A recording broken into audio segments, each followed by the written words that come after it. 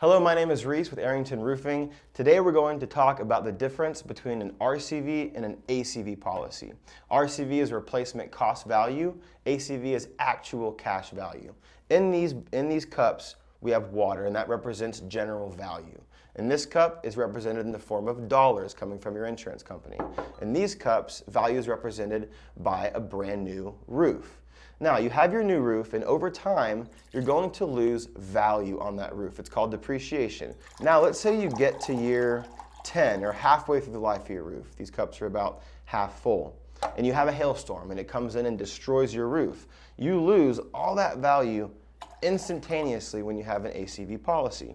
Your insurance company is going to come in, they're going to fill that back up right to the point where it left off before the storm. So it's actual cash value. They're going to replace what was actually left in the life of your roof.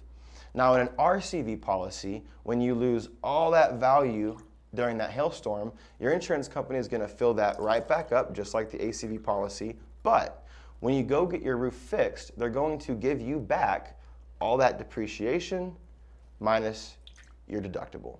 So in an ACV policy, when you might be at year 18, 19, you might have a few years left of life on your roof. Well, you have a hailstorm and you lose that value, your insurance company is just going to give you a drop in the bucket. So if you're buying a home and need to decide between an RCV or an ACV policy, always choose the replacement cost value. No matter what year of the life of your roof you get hit with a hailstorm, your insurance company is going to make you whole.